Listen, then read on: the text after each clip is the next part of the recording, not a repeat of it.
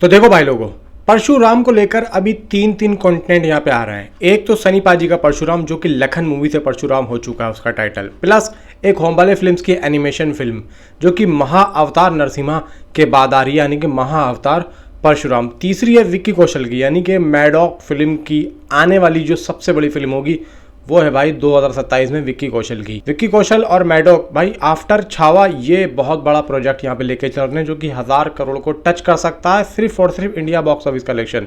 अब इसके बारे में मैं आप लोगों को बताता हूँ कि भाई ये कैसे और क्यों हो रहा है और अगर हुआ तो क्या क्या हो सकता है।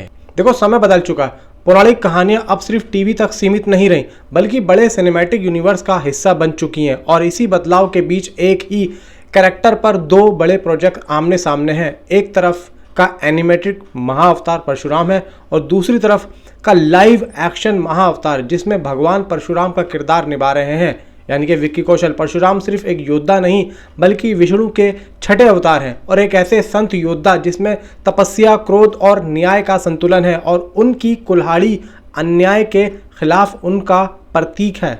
यही वजह है कि इस कैरेक्टर को सही तरीके से दिखाना चुनौतीपूर्ण है, क्योंकि जरा सा असंतुलन उसे या तो सिर्फ गुस्सेल योद्धा बना सकता है या फिर केवल शांत ऋषि। अब दोनों फिल्मों का अप्रोच अलग है। होमबाले का मतलब एनिमेटेड वर्जन और अपने यूनिवर्स के नींव पहले ही जैसी सफलता से मजबूत कर चुका है, जहां फोकस विजुअल्स, स्टाइल और फैमिली फ्रेंडली अपील पर रहेगा। लेकिन जबकि मैडॉक फिल्म का live action project star power, emotional realism और थिएट्रिकल इम्पैक्ट पर टिका हुआ है। असली गेम यहाँ टाइमिंग का है, क्योंकि अगर एक ही समय में कई वर्जन आते हैं तो ऑडियंस ओवरलोड हो सकती है और जो फिल्म पहले इम्पैक्ट डाल देगी वही, मतलब ये समझ लो कि वही दूसरे के लिए बेंचमार्क सेट करेगी।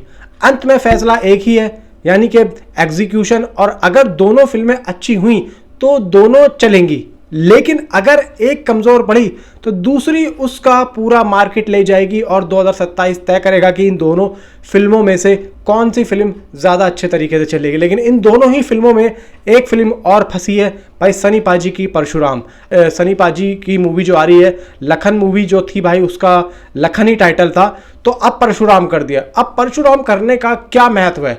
देखो, या तो भाई परशुराम जो थे भगवान परशुराम, उनका जो एक तरीके से भाई कैरेक्टर था, या तो हो सकता है कि सनी पाजी का भी वैसे ही हो, सेम टू सेम। और हो सकता है कि भाई भगवान परशुराम से रिलेटेड ये जो कैरेक्टर है ये वैसे ही हमें चीज़ें करता हुआ दिखे, क्योंकि भाई वो बहुत गुस्सेल थे, बहुत गुस्सा आता था। और देखो ऐसा है कि शांत भी नहीं थे, लगते थे, लेकिन जब गुस्सा आता था तो भाई वो फिर किसी को भाई बख्शते नहीं थे। हाथ में भाई कुल्हाड़ी हुआ करती थी। तो अब देखना काफ़ी दिलचस्प होगा कि भाई सनी देओल वाले जो प्रोजेक्ट में ऐसा क्या होता है जो कि भगवान परशुराम से वो कनेक्ट कितना करता है और क्यों रखा गया, और ऐसा क्या दिखाने वाले हैं लोग। बाकी तो भाई देखते हैं कि 2027 में किसकी होगी जीत और किसकी होगी हार।